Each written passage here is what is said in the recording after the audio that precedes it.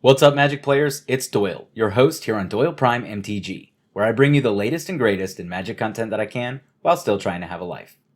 This week, I bring to you our second ever fan-requested deck tech. Big thanks to Kenny the Samurai for the request.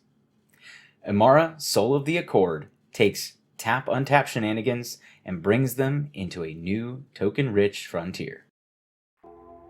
Forests, islands, mountains, plains, and swamps. The multiverse is all that is, or ever was, or ever will be. There is a tingling in the spine, a faint sensation, as if a distant memory, of walking from plane to plane. Our lives have been forever changed, as if by magic. Embark with me on this journey to eternity. Experience the true power of mind over matter as we ignite your spark and traverse into the magic multiverse.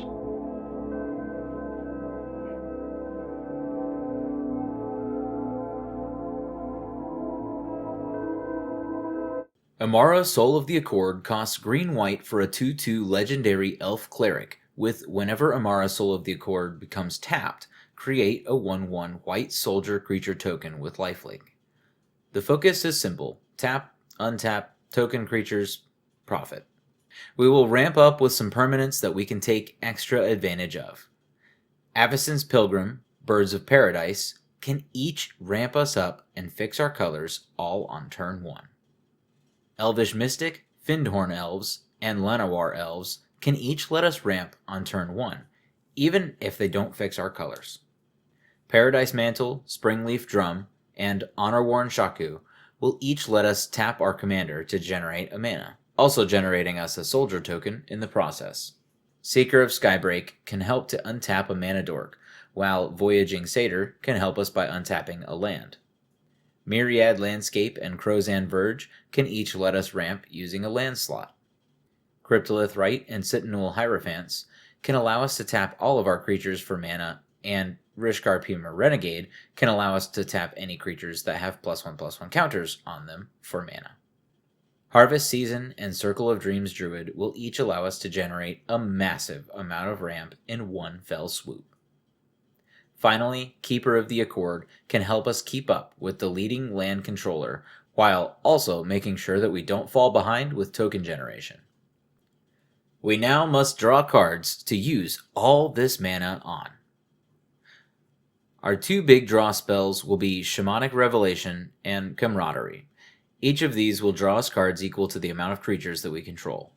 Mentor of the Meek will let us pay 2 to draw a card each time that a small creature enters our battlefield. Selvala, Explorer Returned, will draw us a card each time she taps for Parlay, and she also generates us mana in the process. Toski, Bearer of Secrets, and RN Frostfang will each allow us to draw a card when a creature we control deals combat damage to a player. Slate of Ancestry can continue to draw us a massive amount of cards, even if it empties our hand first. Harmonize is always a solid addition, drawing 3 cards for 4 mana. Skullclamp is probably the best draw spell in this deck, since it allows us to draw 2 cards for essentially 1 mana each time as we equip it to our tokens. It should also be noted that Yasan the Wanderer Bard is also generating card advantage, even if he is a bit slow to do so. Control of the game space is always something that I like to focus on, allowing us to tilt the tides of war in our favor. Survivor's Encampment and Holdout Settlement can each tap our commander while they produce colored mana, just to give us another outlet to tap Emmara. Ephemeral Shields and Rootborn Defenses can assist us in protection while synergizing with our token strategy. Sundering Growth, Crush Contraband, and Pest Infestation can each help us remove artifacts and enchantments on board, while keeping with our theme. We even have some wipes that try to dodge our board with Citywide Burst and Hour of Reckoning. These cards attempt to destroy our opponent's creatures while leaving our board untouched. We can utilize tokens to convoke out any creature that we need through the Chord of Calling. Keeping us alive, the Soul Sisters, Soul Warden, and Soul's Attendant each will gain us life when creatures enter our battlefield. Tristani, Selesnia's Voice, will also gain us life when our creatures enter, and additionally, she will let us populate, giving us more creatures over time. We can also tap creatures for control with Catapult Squad and Catapult Master. Since our tokens from Emmara are soldiers, they can be used to deal damage to attacking or blocking creatures, or even to exile creatures.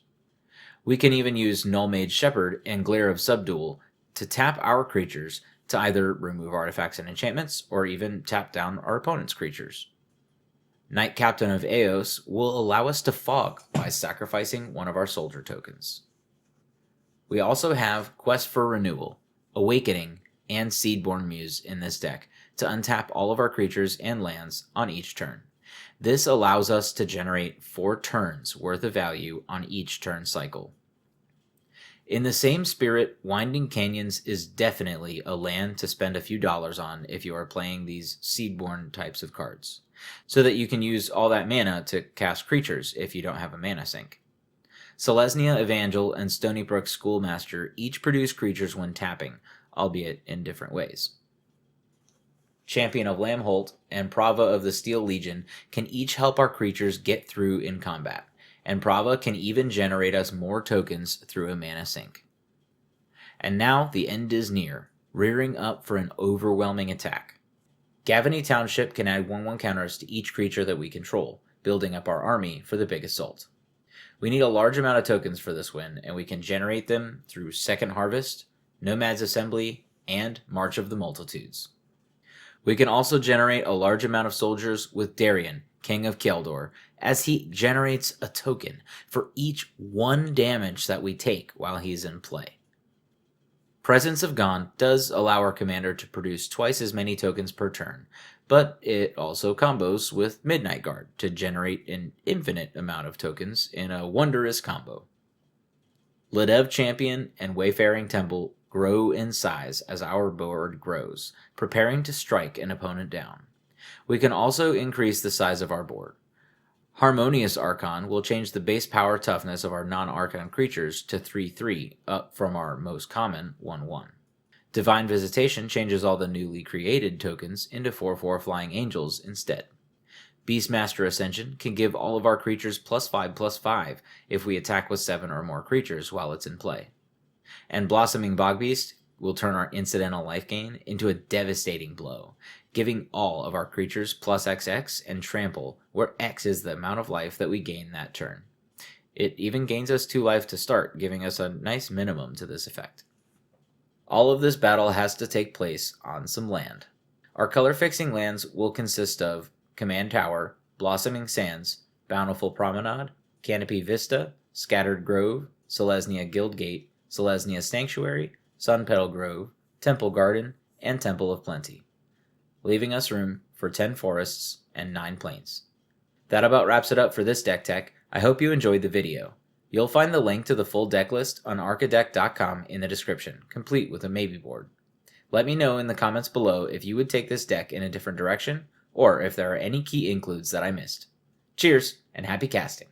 If you enjoyed this video, feel free to hit that like button, and also share it with your friends. If you want to see more videos like these, or hear me ramble about how to navigate this Magic multiverse, go ahead and click that subscribe button to stay up to date on the latest from me, Doyle Prime, and the happenings throughout Magic the Gathering. Thank y'all for watching, and I'll see you all next video.